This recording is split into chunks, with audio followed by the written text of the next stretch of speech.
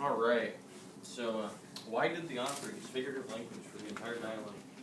So, he probably did it to save it from being incredibly boring, but in my opinion, it didn't really work. Because when you get past all the figurative language and stuff, it's still kind of a generic, boring love story. It's just decently written and pretentious sounding, to be honest. It's got a couple good things about it. But to quote something, the beams of our house are cedars and our rafters are firs. That equals our love is strong. That is what it says. It doesn't really say anything more than that. I agree that he used it to make it more interesting, but throughout all the figurative language, he used like the same stuff more than once, so that's what made it boring. Yeah, I noticed that. He used the word murder about 15 times. That's kind of absurd. Yeah, I noticed that. My opinion on that statement is that it gives it a better picture because, like, it says your love is more delightful than mine. So, you know, it's saying it's pretty strong. And then I think the reason why he uses it more than once is to tie everything together, like bring it. Yeah, what's your opinion on that, Kate? Come on. Shut up. I agree. It's the same thing with your eyes, your nose, saying they're beautiful.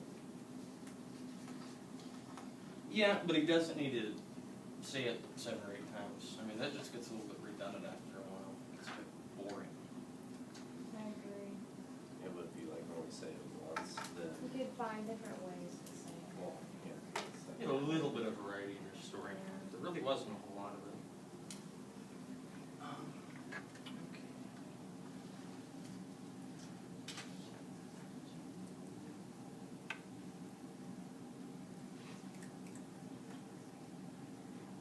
And anyone can jump in with any of the questions. I think the significance of when he says, "Place me like a seal over your heart," she's like saying, "Hold me tight and never let me go."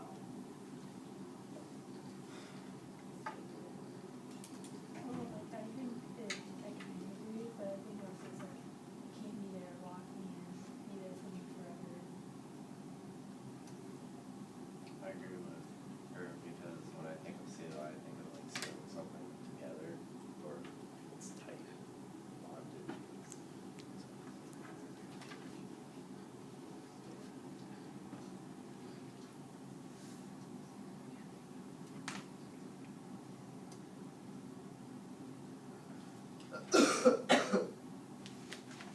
Okay, so for both instances when she was probably dreaming,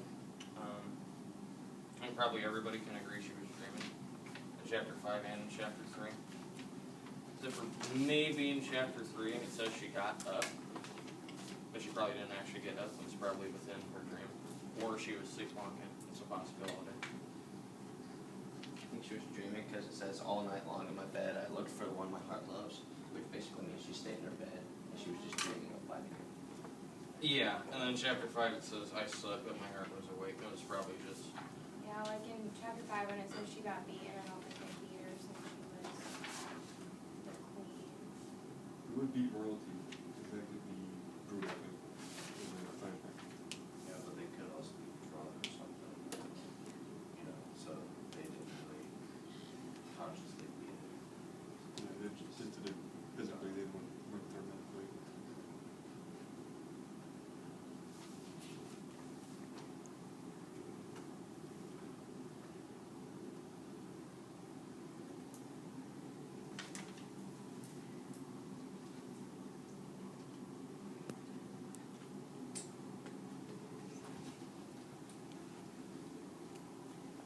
Why do you guys think that the figurative language was used mostly?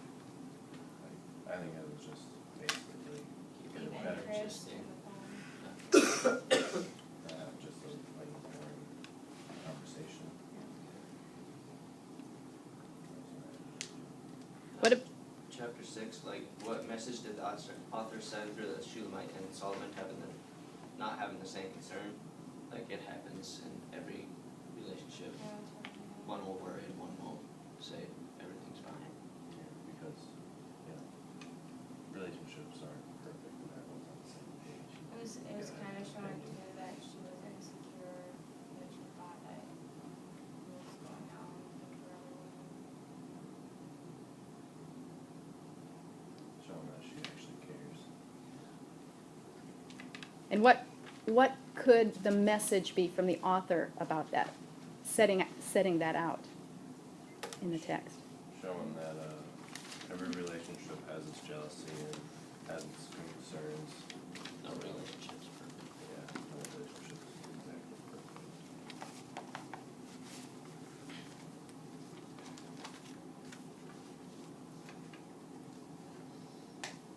What do you think about that, Cody?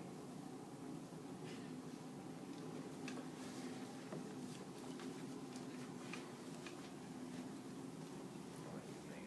You got ideas?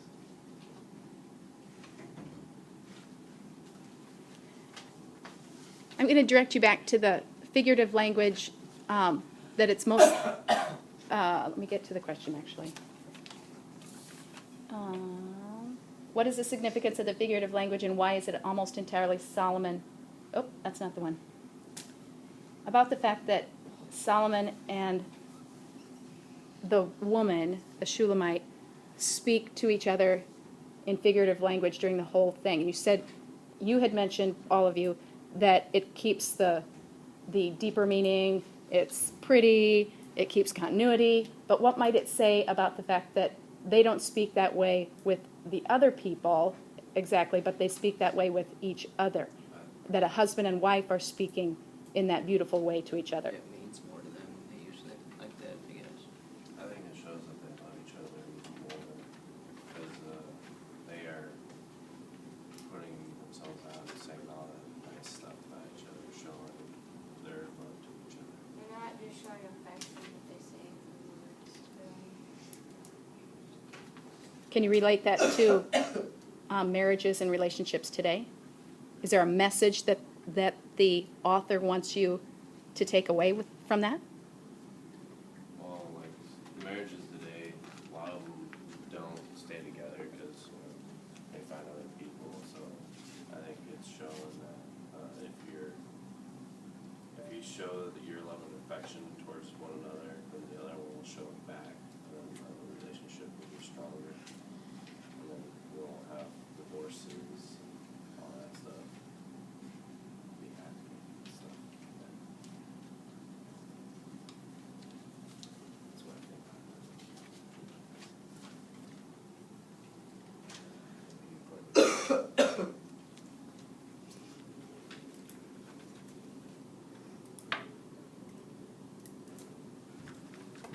I agree with you that it's like getting a compliment.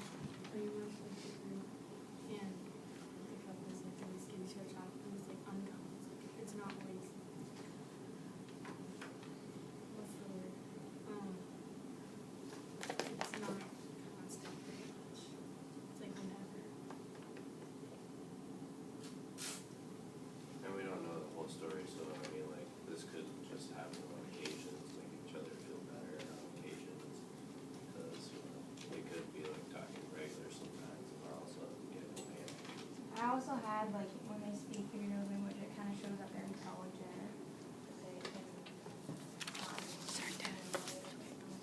go in depth with their words.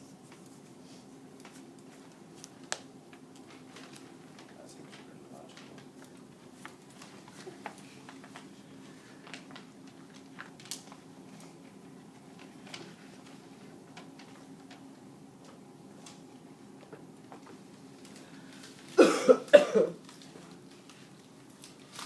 Who have we not heard from? Derek, I don't think we've heard from him, he's been pretty quiet. What's something you have an opinion about on this? Most of the things that I have is what they pretty much talked about. Nothing I really have is any different. Which one stood out to you the most, connected with?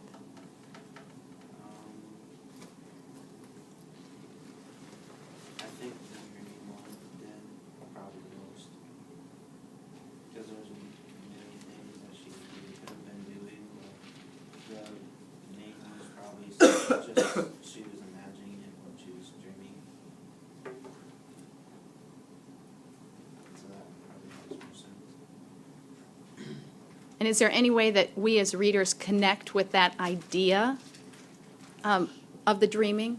Is there a reason why he might have structured it as a dream versus her explaining that she was stressed out? Maybe it shows more how she feels about what's going on between her and Solomon.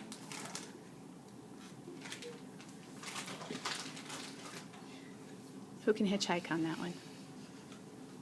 Helps you visualize as a reader what she's reading about. Okay.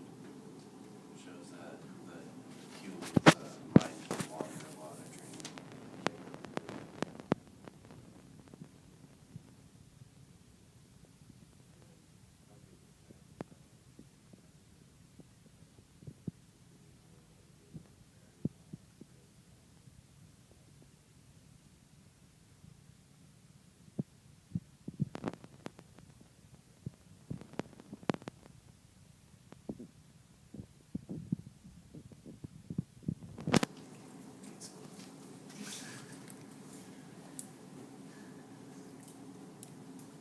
What about the overall takeaway from Song of Solomon?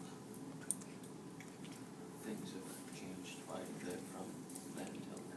In what way? The way we speak and how it is. Marriage is a big difference. Yeah, back in the day, it used to be marriage was the main thing, no divorces, you get married once and that's it. Now it's just like the marriage contract is just a piece of paper.